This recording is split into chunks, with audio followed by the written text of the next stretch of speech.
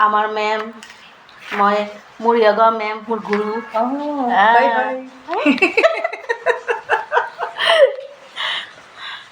মোক কেনেকুৱা লাগিছে মোৰ বহুত মানে নিজকে বহুত ক্ষীণটো লাগি আছে আৰু বহুত ভাল লাগি আছে এতিয়া আৰু মই কি ক'ম এইটো খাই বহুত পজিটিভ মই বহুত মানে ভিতৰৰ পৰা মানে এটা এনাৰ্জিটো আহি থাকে কাৰণ কিয় মই মোৰ কাৰণে মই ছাজেশ্যন নকৰোঁ আপোনালোকৰ কাৰণেও কৰিব আপোনালোকৰ কাৰণে কৰক কাৰণ কিয়